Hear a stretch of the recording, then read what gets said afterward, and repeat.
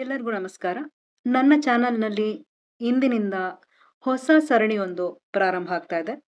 Limelight ಇಲ್ಲದ legends. Kannada ಚಲನಚಿತ್ರರಂಗದಲ್ಲಿ ಅನೇಕ ಮಹೋನ್ನತ ಪಾತ್ರಗಳನ್ನು ಮಾಡಿಯೂ ಸಹ ಅಂತಹ ಪ್ರಸಿದ್ಧಿಯನ್ನು ಏನು ಹೊಂದದ ಅನೇಕ ತಾರೆಯರು ಬಹಳಷ್ಟು ಜನ ಇದ್ದಾರೆ. ಇವರ ಬಗ್ಗೆ ನನಗೆ ತಿಳಿದಿರುವ ಮಾಹಿತಿಯನ್ನ ಈ ಸರಣಿಯ ಮೂಲಕ ಒಂದೊಂದು ಸಂಚಿಕೆಯಲ್ಲಿ ಕೊಡ್ತಾ ಹೋಗ್ತೇನೆ. ಈ ತಾರೆಗಳು ಅಂತಹ ಪ್ರಸಿದ್ಧಿಯನ್ನ ಹೊಂದದೇ ಇದ್ರೂ ಸಹ ಇವರು ಮಾಡಿದಂತಹ ಒಂದೊಂದು ಪಾತ್ರಗಳು ಸಹ ಆಣಿಮುತ್ತಿನಂತವು, ಮಹೋನ್ನತ ಪಾತ್ರಗಳು. ಆ ಚಿತ್ರಕ್ಕೆ ಇವರ ಪಾತ್ರವೇ ಅಲ್ಟಿಮೇಟ್ ಅನ್ನುವಂತಹ ಒಂದು ಮೆರುಗನ್ನ ತಂದುಕೊಟ್ಟಂತಹ ಕಲಾವಿದರು. ಇಂತಹ ಕಲಾವಿದರನ್ನ ಹೆಕ್ಕಿ ಹೆಕ್ಕಿ ಈ ಸರಣಿಯಲ್ಲಿ ನನಗೆ ತಿಳಿದಿರುವ ಮಟ್ಟಿಗೆ ಅವರ ಪರಿಚಯವನ್ನ ಮಾಡ್ತಾ ಹೋಗ್ತೇನೆ. ಸರಣಿಯ ಮೊದಲ ಸಂಚಿಕೆಯ ಆಯ್ಕೆ ಮಹೋನ್ನತ ಕಲಾವಿದ ರಾಜಾನಂದ್ ಅವರು. ರಾಜಾನಂದ್ ಅಂದ ತಕ್ಷಣ ನಮ್ಮ ಪೀಳಿಗೆಯವರಿಗೆ ನೆನಪಿಗೆ ಬರೋದಿಲ್ಲ. ಯಾರು ಅಂತ ಕೇಳಬಹುದು. ಮಯೂರ ಚಿತ್ರ ನೋಡಿದಿರಾ? ಅಲ್ಲಿ ಪಲ್ಲವ ದೊರೆ ಶಿವಸ್ಕಂದ ವರ್ಮ ಆಗಿ ಆಕ್ಟ್ ಮಾಡಿದಾರಲ್ಲ. ಹಾಗೆ ರಂಗನಾಯಕಿ ಚಿತ್ರದಲ್ಲಿ ಆ ನಾಟಕ ಕಂಪನಿಯ ಮಾಲೀಕರ ಪಾತ್ರವನ್ನು ಮಾಡಿದಾರಲ್ಲ ಅಂತ ಅಂದ್ರೆ ನಾವು ಕನೆಕ್ಟ್ ಆಗ್ತೀವಿ. ನಮ್ಮ ಪೀಳಿಗೆ ಎಷ್ಟೋ ಜನರಿಗೆ ರಾಜಾನಂದ್ ಅವರ ಹೆಸರು ಗೊತ್ತಿರೋದಿಲ್ಲ, ಅವರ ಪಾತ್ರ ಮಾತ್ರ ಚೆನ್ನಾಗಿ ಗೊತ್ತಿರುತ್ತೆ. ಹಾ, ಗುರು ಶಿಷ್ಯರ ಗುರುಗಳಿದಾರಲ್ಲ ಅಂದ ತಕ್ಷಣ ಎಲ್ಲರೂ ತಕ್ಷಣ ಕನೆಕ್ಟ್ ಆಗ್ಬಿಡ್ತೀವಲ್ವಾ? ಹೌದು, ಅವರೇ ನಮ್ಮ ರಾಜಾನಂದ್ ಅವರು. ಕನ್ನಡ ಚಲನಚಿತ್ರಗಳಲ್ಲಿ ತಂದೆಯ ಪಾತ್ರ ಅಥವಾ ಮಾವನ ಪಾತ್ರ, ಒಬ್ಬ ಅಂಕಲ್ನ ಪಾತ್ರ ಅಥವಾ ಮನೆಯ ಹಿರಿಯನ ಪಾತ್ರ, ಈ ರೀತಿಯಾಗಿ ಆಯ್ಕೆಗಳು ಬೇಕಾದಾಗ ನಮ್ಗೆ ತುಂಬಾ ಚಿತ್ರಗಳಲ್ಲಿ ಹಿಂದಿನ ಕಾಲದಲ್ಲಿ ಕಾಣ್ತಾ ಇದ್ದಂಥದ್ದು ಅಶ್ವಥ್ ಅವರು, ಸಂಪತ್ ಅವರು, ಬಾಲಕೃಷ್ಣ ಅವರು, ಹೀಗೆ ಮುಂತಾದವರು. ಒಂದು ಸಮಯ ಬಂತು, ಚಕ್ರತೀರ್ಥ ಅನ್ನುವ ಒಂದು ಚಿತ್ರದಲ್ಲಿ ಒಬ್ಬ ಅಂಬಿಗನ ಪಾತ್ರವನ್ನ ಮಾಡ್ತಾ ಹಾಡಿನಲ್ಲಿ ಕಾಣಿಸ್ಕೊಳ್ತಾರೆ ರಾಜಾನಂದ್. ಹೀಗೆ ಬರಬರ್ತಾ ರಾಜ್ಕುಮಾರ್ ಅವರ ಚಿತ್ರಗಳಲ್ಲಿ ಕಾಣಿಸ್ಕೊಳ್ಳೋದ್ರ ಮುಖಾಂತರ ಮುಂಚೂಣಿಗೆ ಬರ್ತಾರೆ. ತುಂಬಾ ಒಳ್ಳೊಳ್ಳೆಯ ಪಾತ್ರಗಳು ಅವರಿಗೆ ರಾಜ್ಕುಮಾರ್ ಅವರ ಚಿತ್ರಗಳಲ್ಲಿ ಸಿಕ್ಕಿದೆ. ಎರಡು ಕನಸು ಚಿತ್ರದಲ್ಲಿ ಅವರು ಮೊದಲ ಬಾರಿಗೆ ನಾಯಕಿ ಮಂಜುಳಾ ಅವರ ತಂದೆಯ ಪಾತ್ರದಲ್ಲಿ ಕಾಣಿಸುವುದರ ಮುಖಾಂತರ ರಾಜ್ಕುಮಾರ್ ಅವರ ಚಿತ್ರದಲ್ಲಿ ಕಾಣಿಸ್ಕೊಂಡ್ರು. ಅದರ ನಂತರ ನೀವು ಅವರಿಗೆ ಸಿಕ್ಕಂತ ಒಂದು ಎಲಿವೇಶನ್ ಎಷ್ಟು ದೊಡ್ಡದು ಅಂದ್ರೆ ನೋಡಿ, ಎರಡು ಕನಸಿನಲ್ಲಿ ಬರುವಂತಹ ಒಂದು ನಾಯಕಿಯ ತಂದೆ ಪಾತ್ರ ಅಷ್ಟು ದೊಡ್ಡ ಮಟ್ಟದ ಪಾತ್ರವೇನಲ್ಲ. ಮಯೂರ ಚಿತ್ರ ಮಾಡುವಾಗ ಮೇನ್ ವಿಲನ್ ಅಂದ್ರೆ ಪಲ್ಲವ ದೊರೆಯ ಪಾತ್ರಕ್ಕೆ ಆಯ್ಕೆಯಾದವರು ರಾಜಾನಂದ್. ಇವರು ಮೂಲತಃ ಅರಸೀಕೆರೆಯವರು. ಇವರು ಬೇಸಿಕಲಿ ನಾಟಕಗಳ ಅನುಭವದ ಮುಖಾಂತರ ನಂತರ ಚಲನಚಿತ್ರಕ್ಕೆ ಬಂದವರು. ಹಿಂದೆ ಹೀಗೆ ಹಲವಾರು ಅಲೆಮಾರಿ ನಾಟಕ ಕಂಪನಿಗಳಲ್ಲಿ ಅವರ ಜೀವನವನ್ನ ಕಟ್ಟುಕೊಳ್ಳೋದಕ್ಕೆ ಪ್ರಯತ್ನ ಪಟ್ಟು ಅವರು ಅನೇಕ ನಾಟಕಗಳಲ್ಲಿ ಪಾತ್ರ ವಹಿಸ್ತಾರೆ. ನಂತರ ಸ್ವಲ್ಪ ವರ್ಷಗಳ ಕಾಲ ಅವರು ರೈಲ್ವೆ ಇಲಾಖೆಯಲ್ಲೂ ಸಹ ಕೆಲಸ ಮಾಡ್ತಾರೆ. ನಂತರ ಮತ್ತೆ ಅವರು ರೈಲ್ವೆ ಇಲಾಖೆಯಲ್ಲಿ ಕೆಲಸ ಮಾಡ್ತಾ ಇದ್ರು ಸಹ ತಮ್ಮ ಹುಟ್ಟೂರಿಗೆ ಮತ್ತೆ ವರ್ಗ ಆದ್ಮೇಲೆ ಮತ್ತೆ ಅವರು ನಾಟಕಗಳಲ್ಲಿ ತೊಡಗಿಸಿಕೊಳ್ಳುವುದರ ಮುಖಾಂತರ ತಮ್ಮ ಒಂದು ಕಲಾ ಸೇವೆಯನ್ನ ಮುಂದುವರಿಸೋದಕ್ಕೆ ಶುರು ಮಾಡ್ತಾರೆ. ಅವರಿಗೆ ನಟನೆಯ ಮೇಲಿನ ಆಸಕ್ತಿ ಎಷ್ಟು ಇತ್ತು ಅಂತ ಅಂದ್ರೆ ಅವ್ರಿಗೆ ಒಂದು ಗಟ್ಟಿ ನಂಬಿಕೆ, ನಾಟಕಗಳ ಮುಖಾಂತರನೇ ನನ್ನ ಲೈಫನ್ನ ಮುಂದುವರಿಸಬಹುದು ಅನ್ನೋಂಥ ಒಂದು ಕಾನ್ಫಿಡೆನ್ಸ್ ಬಂದ್ಮೇಲೆ ಅವರು ರೈಲ್ವೆ ಇಲಾಖೆಯ ಕೆಲಸವನ್ನ ಬಿಟ್ಬಿಟ್ಟು ಸಂಪೂರ್ಣವಾಗಿ ನಟನೆಯತ್ತನೇ ವಾಲ್ಬಿಡ್ತಾರೆ. ಅನೇಕ ನಾಟಕ ಕಂಪನಿಗಳಲ್ಲಿ ಅವರು ಕೆಲಸವನ್ನ ಮಾಡ್ತಾರೆ. ಗುಬ್ಬಿ ಕಂಪನಿ, ಜಮಖಂಡಿ ನಾಟಕ ಕಂಪನಿ, ಗೋಕಾಕ್, ಹೀಗೆ ಹಿರಣ್ಣಯ್ಯ ಮಿತ್ರಮಂಡಲಿ, ಅನೇಕ ಕಂಪನಿಗಳಲ್ಲಿ ಇವರು ಕೆಲಸ ಮಾಡ್ತಾ ಹೋಗ್ತಾರೆ. ಕೊನೆಗೆ ಅವರಿಗೆ ಚಲನಚಿತ್ರದ ಅವಕಾಶ ಮೊದಲನೇದಾಗಿ ಸಿಕ್ಕಿದ್ದು ಘನಪಿಶಾಚಿ ಅನ್ನುವ ಒಂದು ಚಿತ್ರದ ಮುಖಾಂತರ.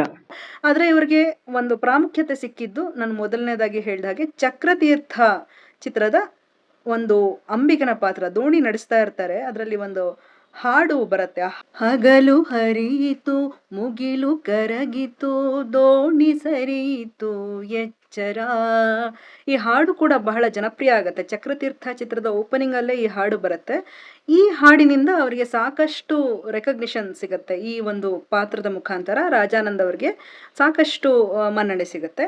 ಸಂಭಾಷಣೆಯನ್ನ ಸ್ಪಷ್ಟವಾಗಿ ತಡಕಿಲ್ಲದೆ ಮಾತನಾಡುವಂತಹ ಶೈಲಿ, ಉತ್ತಮ ಶಾರೀರ ಹಾಗೂ ಮೈಕಟ್ಟು ಇದ್ದಿದ್ದರಿಂದ ರಾಜಾನಂದ್ ಅವರಿಗೆ ರಾಜನ ಪಾತ್ರಗಳೇ ಹೆಚ್ಚಾಗಿ ಸಿಗ್ತಾ ಹೋಗುತ್ತೆ. ಉದಾಹರಣೆಗೆ ಮಯೂರ ಚಿತ್ರದ ಉದಾಹರಣೆಯನ್ನ ನಾನು ಮುಂಚೆನೆ ಹೇಳಿದೆ. ಪಲ್ಲವ ದೊರೆ ಶಿವಸ್ಕಂದ ವರ್ಮನಾಗಿ ಕಾಣಿಸ್ಕೊಳ್ತಾರೆ. ಹುಲಿಯ ಹಾಲಿನ ಮೇವು ಚಿತ್ರದಲ್ಲೂ ಸಹ ಚಿಕ್ಕವೀರ ರಾಜೇಂದ್ರ ಆಗಿ ಕಾಣಿಸ್ಕೊತಾರೆ. ಅದಷ್ಟೇ ಅಲ್ಲದೆ ಅವರು ನಾಟಕಗಳಲ್ಲೂ ಸಹ ಅನೇಕ ರಾಜನ ಪಾತ್ರವನ್ನೇ ಮಾಡಿ ಪ್ರಸಿದ್ಧರಾಗಿರ್ತಾರೆ. ಇನ್ನೊಂದು ಸೋಜಿಗದ ಸಂಗತಿ ಏನು ಅಂತ ಅಂದ್ರೆ, ಇವರ ಮೂಲ ಹೆಸರು ರಾಜಾನಂದ್ ಅಂತ ಅಲ್ಲ, ವೆಂಕಟರಾಜು ಅಂತ ಹೇಳಿ. ವೆಂಕಟರಾಜುನ ಅಲ್ಲಿ ಎಲ್ಲರೂ ಪ್ರೀತಿಯಿಂದ ರಾಜಣ್ಣ ರಾಜಣ್ಣ ಅಂತ ಹೇಳಿ ಮಾತಾಡಿಸ್ತಾ ಇರ್ತಾರೆ ಅವರ ಊರಿನಲ್ಲೆಲ್ಲರೂ. ಇವರು ನಾಟಕ ಕಂಪ್ನಿಗೆ ಬಂದ ಮೇಲೆ ಅನೇಕ ಜನರು ಅಲ್ಲಿ ರಾಜಣ್ಣ ಅನ್ನೋರು ಇರ್ತಾರೆ, ರಾಜು ರಾಜಣ್ಣ ಅನ್ನೋರು ತುಂಬಾ ಜನ ಇರ್ತಾರೆ. ಆದ್ರಿಂದ ಇವರ ಹೆಸರನ್ನ ರಾಜಾನಂದ್ ಅಂತ ಹೇಳಿ ಬದಲಾಯಿಸ್ಕೊಳ್ತಾರೆ. ರಾಜಾನಂದ್ ಅವರು ಕನ್ನಡದಲ್ಲಿ ಸುಮಾರು 300ಕ್ಕೂ ಹೆಚ್ಚು ಚಲನಚಿತ್ರಗಳಲ್ಲಿ ಅನೇಕ ಪೋಷಕ ಪಾತ್ರಗಳಲ್ಲಿ ಕಾಣಿಸಿಕೊಂಡಿದ್ದಾರೆ. ಅಷ್ಟೇ ಅಲ್ಲದೆ ಇವರು ನಾಟಕದಲ್ಲಿ ಪಾತ್ರ ಮಾಡುವುದನ್ನಲ್ಲದೆ ಅನೇಕ ನಾಟಕಗಳನ್ನ ನಿರ್ದೇಶನ ಸಹ ಮಾಡಿದ್ದಾರೆ. ಇದಷ್ಟೇ ಅಲ್ಲದೆ ಸಾವಿರಾರು ವಚನಗಳನ್ನ ಸಹ ರಾಜಾನಂದ್ ಅವರು ಕನ್ನಡದಲ್ಲಿ ರಚಿಸಿದ್ದಾರೆ. ರಾಜ್ಕುಮಾರ್ ಅವರ ಜೊತೆಗೇನೆ ಸುಮಾರು 19 ಚಿತ್ರಗಳಲ್ಲಿ ಪಾತ್ರ ವಹಿಸಿರುವ ಇವರು ವಿಷ್ಣುವರ್ಧನ್ ಅವರ ಅನೇಕ ಚಿತ್ರಗಳಲ್ಲೂ ಸಹ ಕಾಣಿಸಿಕೊಂಡಿದ್ದಾರೆ. ಅಂಬರೀಷ್ ಅವರ ಚಿತ್ರಗಳಲ್ಲೂ ಸಹ ಕಾಣಿಸಿಕೊಂಡಿದ್ದಾರೆ. ರಾಜ್ಕುಮಾರ್ ಅವರ ಜೊತೆ ಮಯೂರ, ಹುಲಿಯ ಹಾಲಿನ ಮೇವು, ಬಹದ್ದೂರ್ ಗಂಡು, ಮೇಯರ್ ಮುತ್ತಣ್ಣ, ತಾಯಿಗೆ ತಕ್ಕ ಮಗ, ಇನ್ನೂ ಹಲವಾರು ಚಿತ್ರಗಳಲ್ಲಿ ಕಾಣಿಸ್ಕೊಂಡಿದ್ದಾರೆ. ಅಲ್ಲದೆ ರಾಜ್ಕುಮಾರ್ ಅವರ 200ನೇ ಚಿತ್ರ ದೇವತಾ ಮನುಷ್ಯದಲ್ಲಿ ಸಹ ರಾಜಾನಂದ್ ಅವರೇ ಮೇನ್ ವಿಲನ್ ದೇವತಾ ಮನುಷ್ಯದಲ್ಲಿ. ಹಾಗೆ ಧ್ರುವತಾರೆಯಲ್ಲಿ ರಾಜ್ಕುಮಾರ್ ಅವರ ತಂದೆಯ ಪಾತ್ರದಲ್ಲಿ ಕಾಣಿಸ್ಕೊಂಡಿದ್ದಾರೆ. ವಿಷ್ಣುವರ್ಧನ್ ಅವರ ಜೊತೆಯಲ್ಲಿ ಜನನಾಯಕ, ಹಾಲುಂಡ ತವರು, ಮತ್ತೆ ಎಲ್ಲದಕ್ಕಿಂತ ಮುಖ್ಯವಾಗಿ ಗುರು ಶಿಷ್ಯರು, ಹೀಗೆ ಅನೇಕ ಚಿತ್ರಗಳಲ್ಲಿ ಪ್ರಮುಖ ಪಾತ್ರದಲ್ಲಿ ಕಾಣಿಸ್ಕೊಂಡಿದ್ದಾರೆ. ಅಂಬರೀಷ್ ಅವರ ಜೊತೆ ರಂಗನಾಯಕಿಯಲ್ಲಿ ಬಹಳ ಮುಖ್ಯವಾದ ಪಾತ್ರ, ಭರ್ಜರಿ ಬೇಟೆ ಚಿತ್ರದಲ್ಲಿ ಕಾಣಿಸ್ಕೊಂಡಿದ್ದಾರೆ. ಮೈಸೂರು ಜಾಣ ಚಿತ್ರದಲ್ಲಿ ಕಾಣಿಸ್ಕೊಂಡಿದ್ದಾರೆ. ಹಾಗೆ ಅಂಬರೀಷ್ ಅವರ 100ನೇ ಚಿತ್ರ ಹಾಂಗ್ಕಾಂಗ್ ನಲ್ಲಿ ಏಜೆಂಟ್ ಅಮರ್ನಲ್ಲೂ ರಾಜಾನಂದ್ ಅವರಿಗೆ ಒಂದು ಪ್ರಮುಖವಾದ ಪಾತ್ರ ಇತ್ತು. ಹೀಗೆ ಅನೇಕ ಚಿತ್ರಗಳಲ್ಲಿ ಎಲ್ಲ ಮೇರು ನಟರೊಂದಿಗೆ ಅಭಿನಯಿಸಿದ್ದಾರೆ. ನನಗೆ ಗೊತ್ತಿರೋ ಹಾಗೆ ರಾಜಾನಂದ್ ಅವ್ರನ್ನ ನಾನು ಕೊನೆಯದಾಗಿ ಸಿನಿಮಾದಲ್ಲಿ ನೋಡಿದ್ದು ಸೌಂದರ್ಯ ಅವರ ದೋಣಿ ಸಾಗಲಿ ಚಿತ್ರ. ನೀವು ರಾಜೇಂದ್ರ ಸಿಂಗ್ ಬಾಬು ಅವರ ಈ ಚಿತ್ರವನ್ನ ನೋಡಿರಬಹುದು. ಇದರಲ್ಲಿ ಸುಮನ್ ನಗರ್ಕರ್ ಅವರ ತಂದೆಯಾಗಿ ಕಾಣಿಸ್ಕೊಳ್ತಾರೆ ರಾಜಾನಂದ್ ಅವರು. ನಾನು ಬಹುಶಃ ನೋಡಿದ ಕಡೆ ಚಿತ್ರ ರಾಜಾನಂದ್ ಅವ್ರದ್ದು ದೋಣಿ ಸಾಗಲಿ. ಇನ್ನೊಂದು ವಿಷಯ ಏನು ಅಂದ್ರೆ ರಾಜಾನಂದ್ ಅವ್ರಿಗೆ ತುಂಬಾ ಡಯಾಬಿಟಿಸ್ ಇರುತ್ತೆ. ಅವರ ಅನಾರೋಗ್ಯದಿಂದಾಗಿ ಅವಕಾಶಗಳನ್ನ ಅವರು ಕಳ್ಕೊಳ್ಬೇಕಾಗಿ ಬರುತ್ತೆ. ಅವರ ಆರೋಗ್ಯ ಪರಿಸ್ಥಿತಿ ಅಷ್ಟು ಚೆನ್ನಾಗಿರೋದಿಲ್ಲ. ಡಯಾಬಿಟಿಸ್ ಇರುತ್ತೆ, ನಂತರ ಅವರು ಗ್ಯಾಂಗ್ರೀನ್ಗೂ ತುತ್ತಾಗ್ತಾರೆ. ಅದರಿಂದ ಅವರು ನಿಂತ್ಕೊಂಡು ಓಡಾಡುವಷ್ಟು ಸ್ಟೇಬಲ್ ಆಗಿರೋದಿಲ್ಲ, ಪಾತ್ರ ಮಾಡುವಷ್ಟು ಶಕ್ತಿ ಅವರಲ್ಲಿ ಉಳಿದಿರೋದಿಲ್ಲ. ಇದೇ ರೀತಿ ಅವರ ಆರೋಗ್ಯ ಕ್ಷೀಣಿಸ್ತಾ ಹೋದಾಗ ಮತ್ತೆ ಮುಂದೆ ಅವರು ಹೆಚ್ಚಾಗಿ ಚಲನಚಿತ್ರಗಳಲ್ಲಿ ಪಾತ್ರಗಳನ್ನ ಅಭಿನಯಿಸೋದಕ್ಕೆ ಆಗೋದಿಲ್ಲ. 2004ನೇ ಇಸ್ವಿಯಲ್ಲಿ ಅಪ್ರತಿಮ ನಟ ರಾಜಾನಂದ್ ಅವರು ಈ ಲೋಕವನ್ನ ತ್ಯಜಿಸ್ತಾರೆ. ಕಲಾವಿದರಿಗೆ ಸಾವಿಲ್ಲ ಅಂತ ಹೇಳ್ತಾರೆ. ರಾಜಾನಂದ್ ಅವರು ತೆರೆಮರೆಗೆ ಸರಿದ್ರು ಸಹ ನಾನು ಈಗಲೇ ಹೇಳಿದಂತ ಅನೇಕ ಚಿತ್ರಗಳು ನಮ್ಮ ಪೀಳಿಗೆಯವರು ಸಹ ನೋಡಿರ್ತೇವೆ. ಇವರ ಪಾತ್ರಗಳನ್ನ ನಾವು ಎಂಜಾಯ್ ಮಾಡಿರ್ತೇವೆ. ಎಷ್ಟೋ ಬಾರಿ ಈ ಕಲಾವಿದರ ಹೆಸರು ನಮಗೆ ಗೊತ್ತಿರೋದಿಲ್ಲ. ಇವರು ಹೇಗೆ ಚಲನಚಿತ್ರ ರಂಗಕ್ಕೆ ಬಂದರು, ಇವರ ಹಿನ್ನೆಲೆ ಏನು ಅನ್ನೋದು ನಮಗೆ ಗೊತ್ತಿರೋದಿಲ್ಲ. ರಾಜಾನಂದ್ ಅವರ ಪಾತ್ರಗಳ ಮೂಲಕ ಅವರು ಇನ್ನೂ ನಮ್ಮ ನಡುವೆ ಜೀವಂತವಾಗಿದ್ದಾರೆ. ಗುರು ಶಿಷ್ಯರು ಸಿನಿಮಾ ಯಾವಾಗ ದೂರದರ್ಶನದಲ್ಲಿ ಪ್ರಸಾರವಾದ್ರು, ಈಗ ರೀಲ್ಸ್ ನಲ್ಲಿ ಕೂಡ, ಇನ್ಸ್ಟಾಗ್ರಾಮ್ ನಲ್ಲಿ ರೀಲ್ಸ್ ನಲ್ಲಿ ಕೂಡ ನಾವು ಎಷ್ಟೋ ಅದರ ಸೀನ್ಸ್ ಅನ್ನ ನಾವು ಮೇಮ್ಸ್ ರೀಲ್ಸ್ ಮಾಡಿ ಹಾಕೋದನ್ನ ನೋಡ್ಬೋದು. ಈಗಿನ ಪೀಳಿಗೆಯವರು ಸಹ ಅದನ್ನ ಎಂಜಾಯ್ ಮಾಡ್ತಾ ಇರ್ತಾರೆ. ಆದ್ರಿಂದ ಅವರು ನಮ್ಮ ನಡುವೆ ಚಿರಂತನವಾಗಿ ಯಾವಾಗ್ಲೂ ಇರ್ತಾರೆ ಅಂತ ಹೇಳ್ತಾ ಇವತ್ತಿನ ಲೈಮ್ ಲೈಟ್ ಇಲ್ಲದ ಲೆಜೆಂಡ್ಸ್ ಸರಣಿಯ ಮೊದಲ ಸಂಚಿಕೆಯನ್ನ ಮುಗಿಸ್ತಾ ಇದ್ದೇನೆ.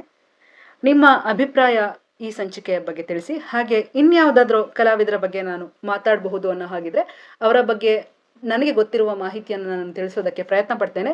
ನೀವು ಇಷ್ಟಪಟ್ಟರೆ ಅವರ ಬಗ್ಗೆ ಕಾಮೆಂಟ್ ಮಾಡಿ, ಇಂಥವರ ಬಗ್ಗೆ ಹುಡುಕಿ ನೀವು ರಿಸರ್ಚ್ ಮಾಡಿ ನಿಮಗೆ ತಿಳಿದಿರುವಂಥ ವಿಚಾರವನ್ನು ತಿಳಿಸಿ ಅಂತ ಹೇಳಿ ನಾನು ಮುಂದಿನ ಸಂಚಿಕೆಯಲ್ಲಿ ಅವರ ಬಗ್ಗೆ ರಿಸರ್ಚ್ ಮಾಡಿ ಮಾತಾಡುವಂಥ ಪ್ರಯತ್ನವನ್ನು ಮಾಡ್ತೇನೆ. ಹಾಗೆ ನಿಮಗೆ ಈ ಸರಣಿ ಹೇಗನ್ನಿಸ್ತು ಅನ್ನೋದನ್ನ ತಿಳಿಸೋದಕ್ಕೆ ಮರಿಬೇಡಿ. ಮುಂದಿನ ಮತ್ತೊಂದು ಸಂಚಿಕೆಯಲ್ಲಿ ಮತ್ತೆ ನಿಮ್ಮನ್ನ ಭೇಟಿಯಾಗ್ತೇನೆ. ನಮಸ್ಕಾರ.